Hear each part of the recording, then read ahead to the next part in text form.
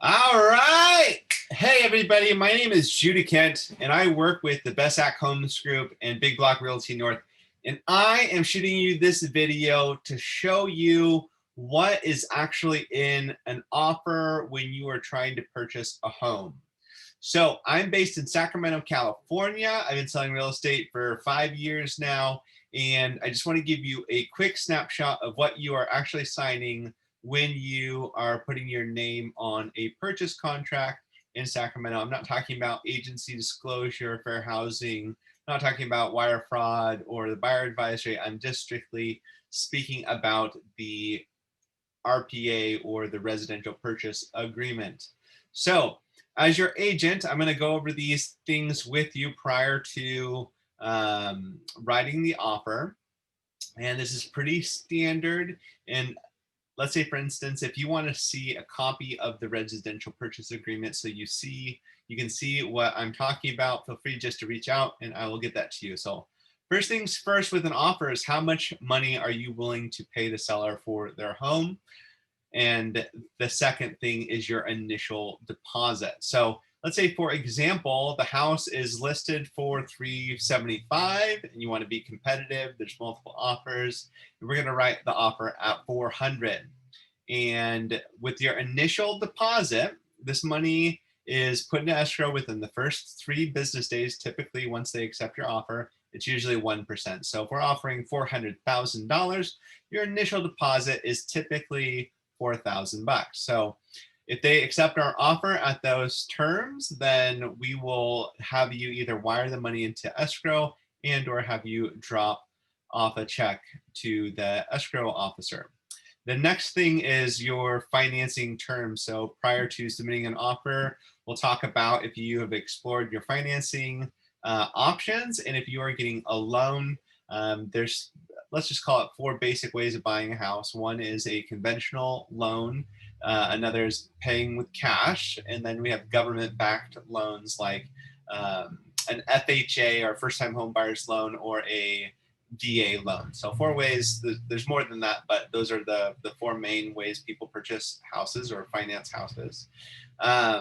And let's say, for example, if you are using a conventional loan, you're typically putting about 5% down or so, depending on your lender and their requirements and also your qualifications. So let's say, for instance, we have the $400,000, we have our initial deposit, we're going conventional with 5% down. That's all of the financial terms that are in the boilerplate residential purchase agreement. The next thing that we're going to talk about is time frame. So what is the time frames of getting these things done? So the first time frame is the seller's disclosures to the buyer. In the Sacramento area, you do not typically get the seller disclosures up front, like, let's say, for instance, in the Bay Area. The sellers typically have 7 days to disclose any and all relevant information about the house to you, the buyer, within the contract. And under your inspection contingency, which typically speaking is about 10 to 17 days, depending on the competitiveness of the offer, you will have 10 days to figure out if the house is in the condition that you want in, or backing out and getting that initial deposit back under your contingency. So you have 7 days for the seller to disclose any relevant facts. You have a total of 10 days to complete your inspections. So you'd want to do your home inspection, pest inspection, roof, sewer, all of that, while the seller is preparing those disclosures. The next time frame after that, once you release your inspection contingency, let's say everything is good to go, the house is in order, and or the seller has agreed to some type of concession or repair, you would release that contingency and go on to your appraisal. Appraisal is the bank's evaluation using a third-party appraiser to see whether the house is good collateral for the bank to give you that mortgage on. So they use the comparable homes that have sold in the area that are in like condition or criteria. So like 3-bedroom, 2 baths are going to be compared against apples for apples. Other 3-bedroom, 2 baths, not 2-bedroom, 1 baths, or 5-bedroom, 3 baths. It's like for like. And it's typically within a quarter to half mile and within 30 to 90 days, depending on the inventory that has sold in that time frame. The next is your, say that if the house appraises, then you're good to go. And then you're on to final loan approval. So in our contract, we typically have 21 days to verify your income and all of the requirements from the lender as far as getting your loan completed. And after that, it's final walkthroughs and closing the deal, which takes about 30 days or so.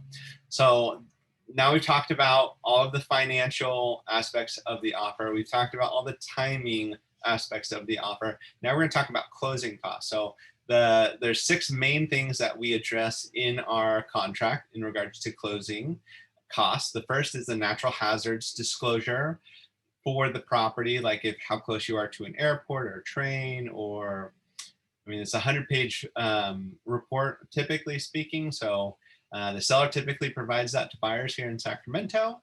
The escrow fee is typically about $1,200 or so. That's usually split, but let's say, for instance, again, in this example, we're going $25,000 above the list price. You might be inclined to continue to increase your offer by paying for the full amount, which again is about $1,200. Then we have title insurance. Again, typically the seller pays for that for themselves. Then we have the city and county transfer tax, and then a home warranty. All of these closing costs are negotiable between the buyer and the seller. Obviously, the more that the buyer takes on for their closing costs, the more competitive their offer is going to be. Then there's a couple of miscellaneous things within the offer as well. That's like if you're getting a loan, you need things like the smoke detectors to be working properly, needs to have a stove or heating source. In the contract, let's say, for example, you go through a house and it's got a real nice washer, dryer, and stove. We can check boxes within the contract to have the seller include those things with your offer. One last thing is, I work with a lot of investors, so just making sure you understand that if you already own a home, this is a secondary residence or an investment, or let's say, for instance, you're going to have to sell your home, then we will sell your house and buy this house, or vice versa. But just knowing that this is a primary residence and that you intend to actually live there.